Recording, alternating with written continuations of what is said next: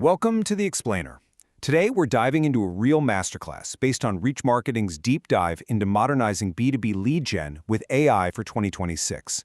We're moving way past the theoretical stuff here. We're going to take a hard look at exactly how top-tier organizations are deploying artificial intelligence right now. And not just to do things faster, but to do them fundamentally better. So get ready, because we're about to totally reshape how you think about automated outreach. Okay, let's dive into this roadmap. We'll be hitting the AI lead gen shift, building the usable ICP, targeting the buying group, achieving commercial relevance, metrics that matter, and finally, the 90-day plan. We're covering both the high-level strategy and the on-the-ground execution, so let's get right into it. Section 1. The AI lead gen shift, signal to action. Right out of the gate, let's shatter a massive misconception about how AI should be used in sales right now. Consider this number from HubSpot's State of Sales 2026 report. 94%. Literally almost every single sales leader says their team is using AI in some capacity. So the tool is ubiquitous, everyone's got it. But here's the fascinating part. Most teams are using it entirely backward. They're basically treating AI like a giant megaphone just to yell louder into the market. Asking it to magically find leads or blasting out millions of emails with absolutely zero context. And that brings us to the fundamental shift we absolutely have to make. The old way, that was all about volume, blasting high quantities of generic emails and just crossing your fingers that someone clicked. But the new way, the winning way for 2026, is what we call signal to action.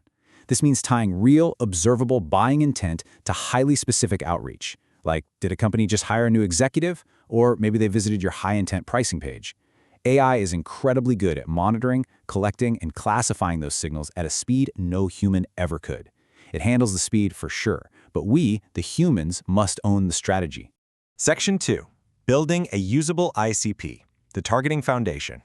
Listen, an ideal customer profile, or ICP, just can't be something like mid-sized companies that need marketing. That is way too vague for an AI to actually use.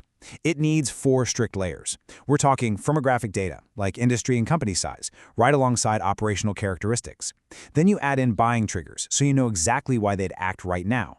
But here's your real secret weapon: negative criteria. You absolutely have to tell the AI who to exclude. If a company is the perfect size but uses a software system that's totally incompatible with yours, your AI needs to filter them out instantly. No exceptions. Now, what's really interesting about lead scoring models is the weightings. We've got account fit sitting at 40 points, buying signal at 30, problem evidence at 20, and recent engagement at 10. You can't just pull these numbers out of thin air, right? These weightings absolutely must reflect your own historical close-won data, not just some generic industry average. I mean, think about it. A sudden hiring surge might be a massive 30-point signal if you're selling HR software. But actually, scratch that, it's completely irrelevant if you sell warehouse equipment.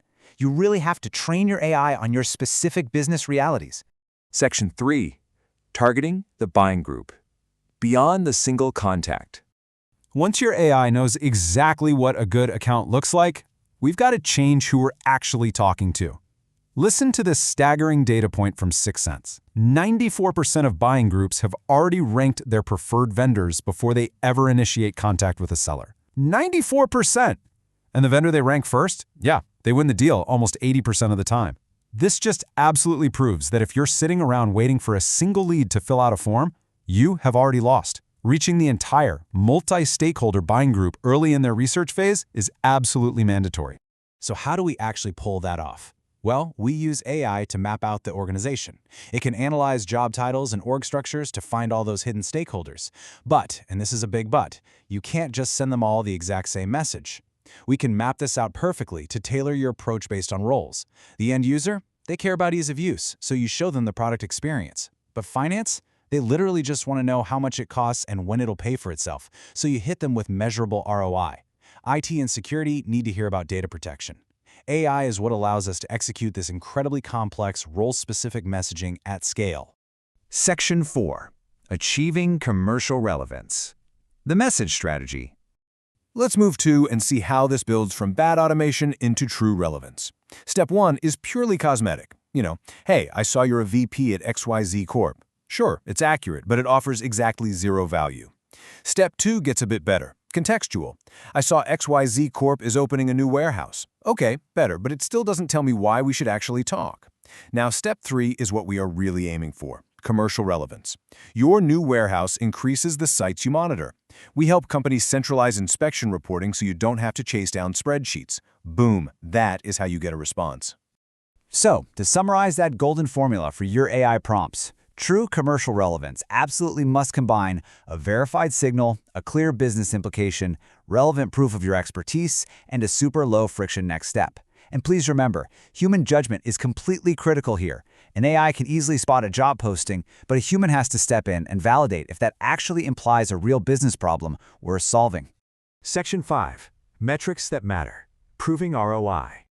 Let's take a really hard look at the reality of cold outreach right now. According to a Belkin study that analyzed 7.5 million cold emails, the average reply rate is a stark 0.45%.